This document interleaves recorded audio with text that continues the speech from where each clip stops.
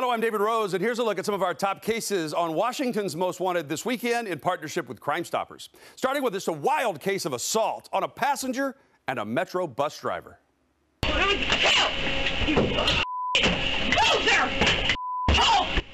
Detectives with the King County Sheriff's Office are asking for your help to identify this woman who used whatever she had handy to beat on a bus driver in North Seattle. One of her weapons, a platform shoe with silver rhinestones.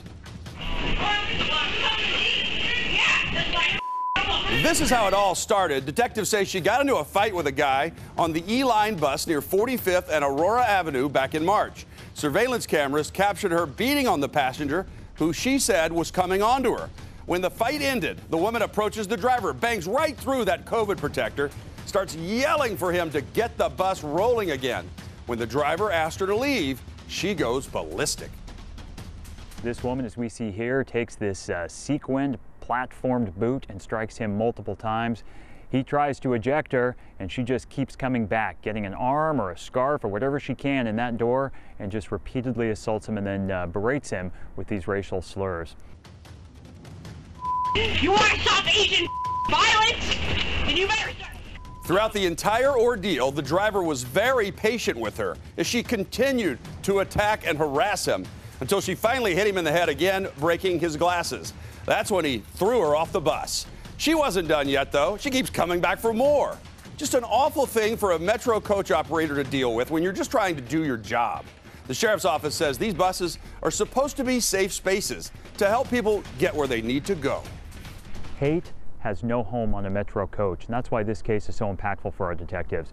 Let's get her identified, let's get these tips in, and let's hold her accountable. Let's keep these coaches, the E-Line, and all the others out there safe for our communities.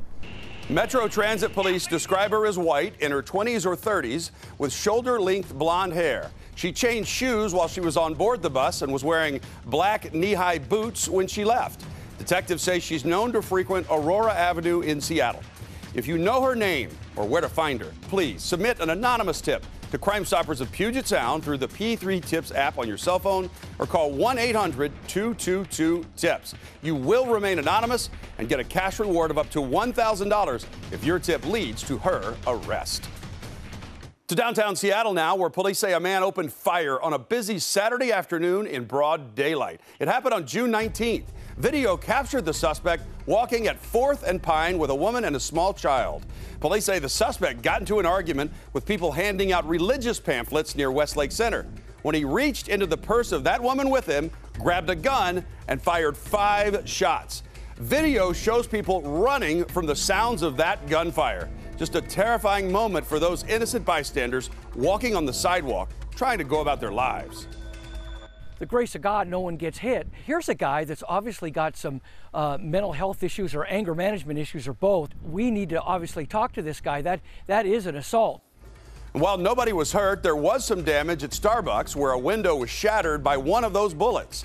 Later, you see the suspect appear on camera in Pike Place Market with the woman and that very small child. Seattle police say she only looks to be about 5 years old.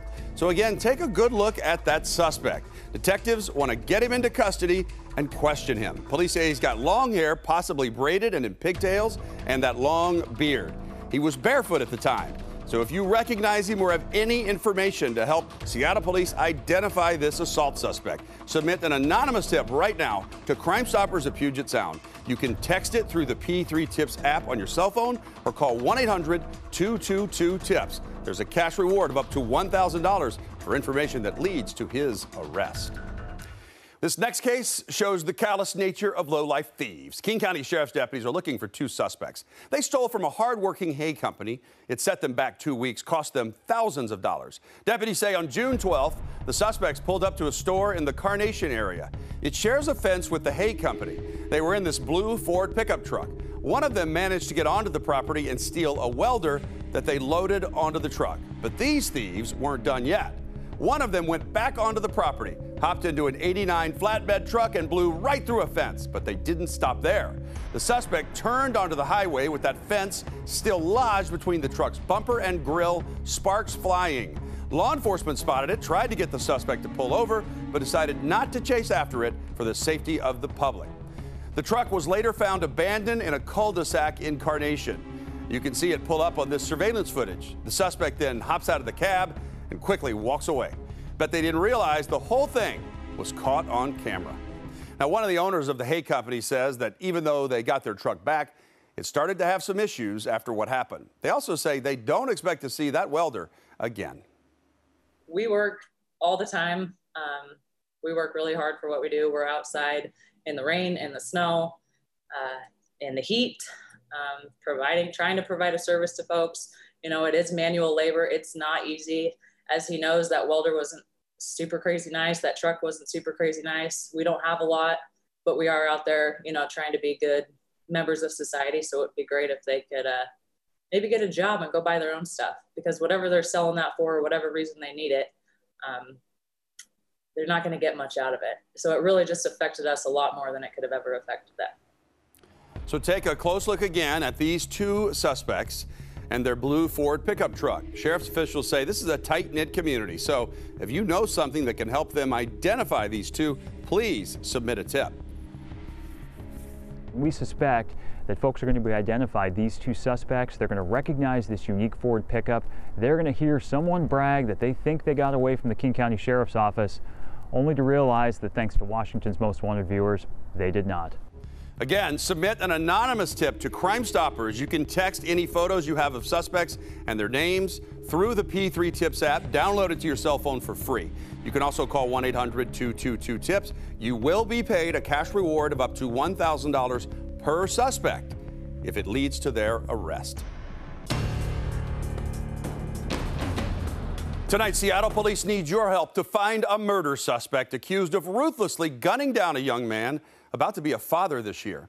Detectives say they know who they're looking for. They need your tips to get him behind bars. So take a look at 22-year-old Isaiah Thomas Hines. Police think he could still be somewhere in western Washington tonight, either in Seattle, South King County, or likely Tacoma. Hines is accused of shooting and killing 19-year-old Omari Wallace last March while he was at a community passageways meeting at a church in the Rainier Valley. Omari's mom tells us her son was at that meeting seeking mentorship and support, hoping to be the best dad possible to his first child. She says Omari was her best friend and someone their family relied on every single day. It's just hard because he's just not there anymore. Like, he used to wake me up every day, even like just for no reason. That was the first thing I did every morning, was have him come in my room, and he would just wake me up and we would talk every day, and I don't have that. Police say there were more than a dozen other people at the meeting the day of the shooting. Detectives say Hines entered the room, spotted Omari, and shot him 7 times in the back.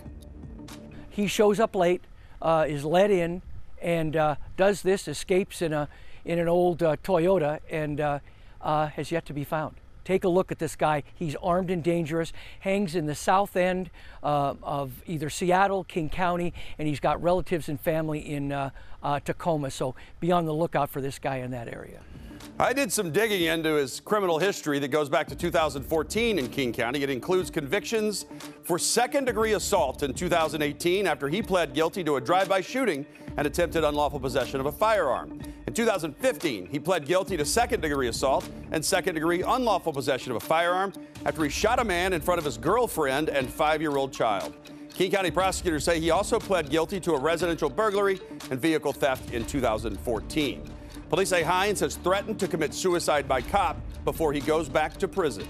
Isaiah Thomas Hines is 5 feet 8 inches tall, 160 pounds, may be driving an old Toyota Corolla station wagon. If you know where he's hiding out or if you have any clues at all that can help detectives find him, submit an anonymous tip to Crime Stoppers of Puget Sound. There is a full $1,000 cash reward. You will never be asked to give your name. Text that information through the P3 Tips app on your cell phone or call the hotline. The search is on in Kitsap County tonight for an accomplice in an armed robbery last weekend. Detectives say the guy you see here in the red shoes, the Jordan Boys hoodie, and the Goldilocks curls walked into the 76 station in Silverdale early Saturday morning to scope it out.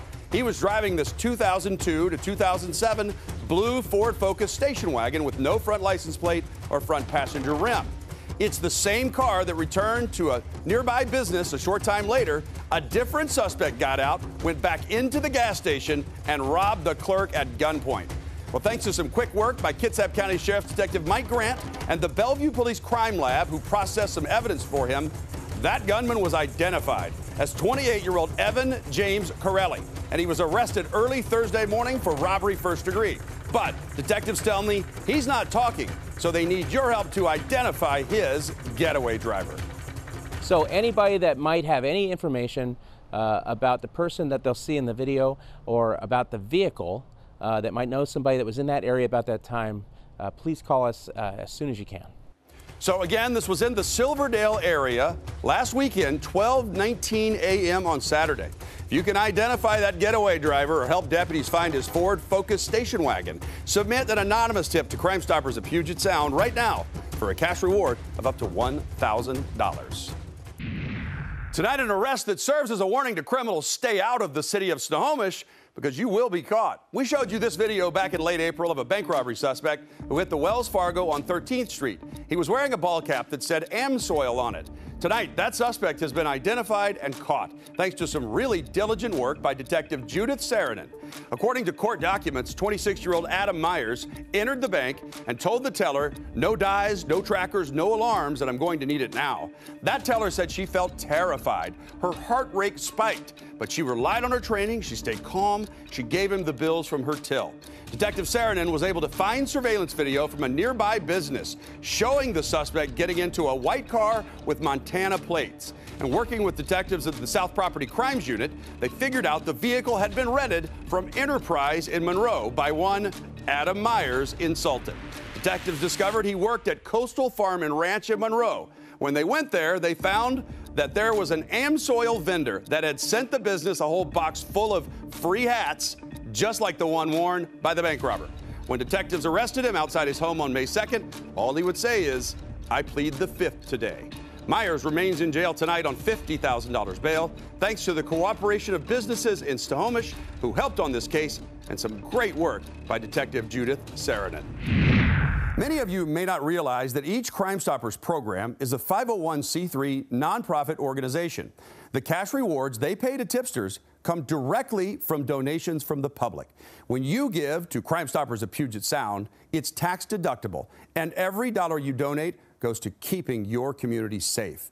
They can't continue to help solve crimes without your support. To make a donation, just go to crimestoppers.com and look for the Donate tab.